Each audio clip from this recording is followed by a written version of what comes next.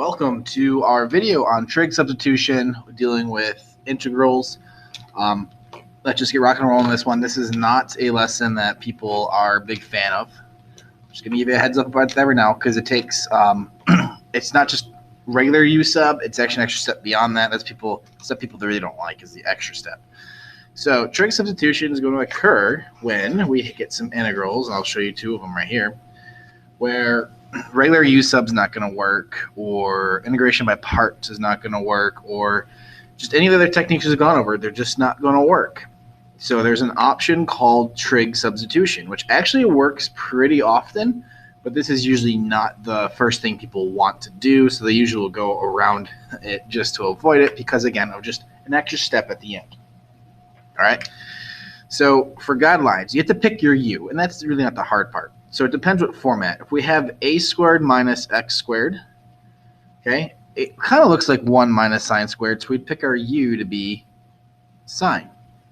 Okay, if we had a squared plus x squared, we'd pick our u to be tan. And if we had an x squared minus a squared, we'd pick our u to be secant. So these are really our three options for picking a u depending on these situations right here. And this is going to occur most often whenever we have, like, I don't want to just say square roots, but any type of root where you get this situation involved in there. Okay, so let's go ahead and tackle it. So on this first one, we have dx over x squared, root 4 minus x squared. All right, now it kind of looks like it's an inverse, and we could probably do some inverse stuff with it, but the only problem is nothing's going to cancel out here, so we can't use inverse. So we're going to go ahead and do a substitution here. Now, this is not a U substitution, this is a trig substitution, so we're going to let x equal, and again, this is a situation where it's an a squared minus x squared. We're going to let x equal, it's going to be the a value, which is going to be 2 sine of theta. Okay, so for this instance, we'd always let x equal a times sine theta, and since a is 2 because it's 2 squared, we're going to let make the substitution right here, which is going to allow us to do dx is equal to 2 cosine theta d theta. All right, so now if you look, you're like, well, that doesn't cancel anything out. That's not the purpose of trig substitution. Our purpose of trig substitution is to rewrite this as a trig function so that we can start to use some of our trig identities to start canceling stuff out. So let's just go ahead and start replacing everything. So up here we have dx. dx, we just said, turns into 2 cosine theta d theta all over x is going to be, well, let's square it, 4 sine squared theta, and then the square root of 4 minus 4 sine squared theta. Okay, so this is where we're at with our trig sub, and the reason we're going to do this is because we're going to end up converting this underneath the square root because of these properties right here. We convert this underneath the square root into a cosine squared, and then that's going to knock out this cosine, which is going to make our integration just a little bit easier here. Okay,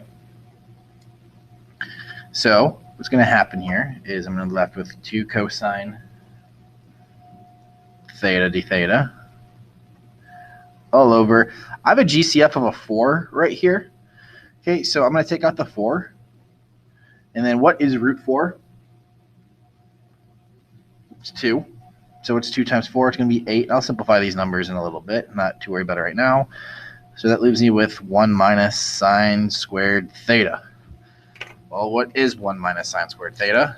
That is going to be square root of cosine squared theta, which is going to turn into cosine. So this is going to turn into cosine. And now I can cancel out this cosine here with this cosine right here. Okay, so like I said, I'm going to reduce this now. So 2 over 8 is really 1/4. Put that out in front. This cosine is going to cancel out with this right here because that turns into cosine. So I'm left with d theta over sine squared theta. Which, this is not a walk in the park. Usually for U sub or any of the other techniques we've been doing, like, oh, okay, we're at the finish line here. That's not going to be the case, okay? So this is actually equal to 1/4. Let's just convert this into cosecant squared theta. D theta. Reason we want to transfer into cosecant squared is because this actually is a formula.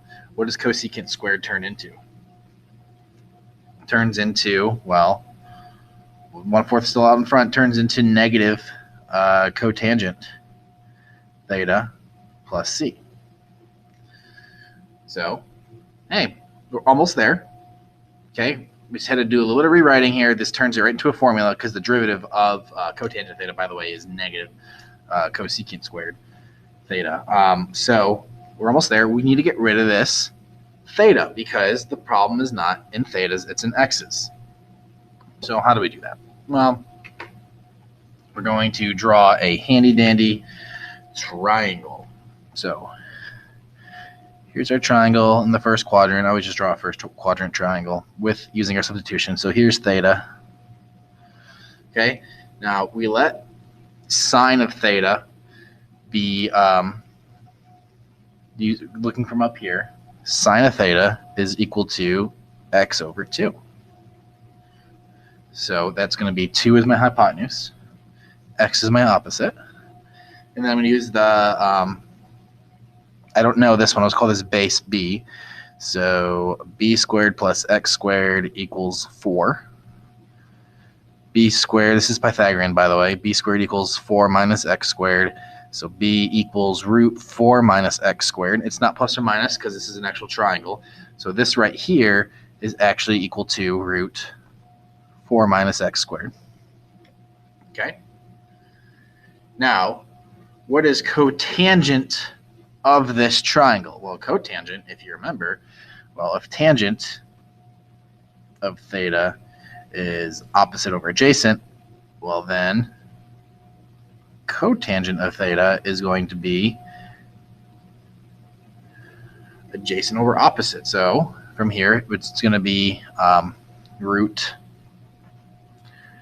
4 minus x squared all over x. Okay? Don't forget that negative and that 1/4, so negative 1/4 times that plus c. All right, and just to make this look a little bit nicer and prettier, it looks like this. So there you go. There's your first trig sub problem. And again, it starts with right here, figuring out what your x is going to equal, and then you need to do some trig identities, but it's set up this way where you will find your trig identities. Get down to the theta, and then draw your triangle, convert it back. So there it is. So it's not too bad, but it's got the extra purple step at the bottom there. So that's why it's a little bit extra work, is all this purple I did here. A little bit extra for that trig sub, but it works. Okay. So like I said, trig sub is something that you could do pretty often. It's just it's not usually people's first look. So give you a heads up on that one. All right, so we have an integral here, dx over x squared plus 1 to the 3/2. Almost looks like it's inverse, but since it's to the 3/2, it's not. U sub, there's no x's to knock out here. Ooh, this is just kind of weird. So there's really nothing I can do here. So I'm going to have to go with a trig sub. So since this is an x squared plus a squared, I'm going to let x equal, my a value is 1. So my a value is 1. So I'm going to do 1 tangent theta. All right. So this is going to give me dx is equal to secant squared theta, d theta. So here we go. So I'm going to let this be secant squared theta d theta all over tangent squared theta plus 1 to the 3/2. Okay. So tangent squared plus 1, by the way, from our front, tangent squared plus 1 is going to be just a secant squared. So this is going to be secant squared theta d theta all over, this is actually going to be the square root of secant squared theta and then to the third. That's just how it's written. So this is actually going to turn into secant squared theta d theta all over secant squared square root is going to cancel out secant the third theta, which now we can start to have some nice cancellation here. So I'm left with d theta over secant theta.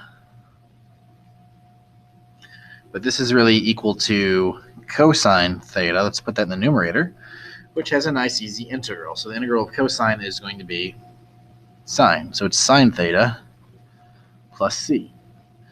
Well, let's go to purple now. What is sine of theta? Again, just draw your triangle in the first quadrant. Well, tangent is x over 1. So this is theta right here. Opposite is x. This is 1. If you use a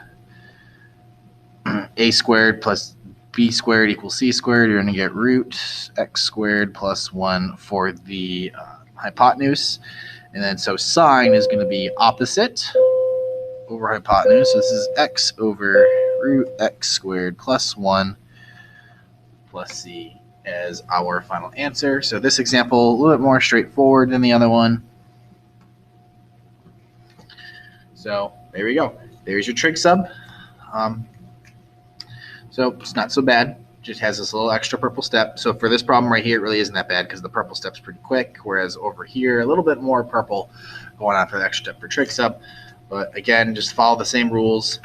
Know what to pick out for your x value, and you'll be totally fine.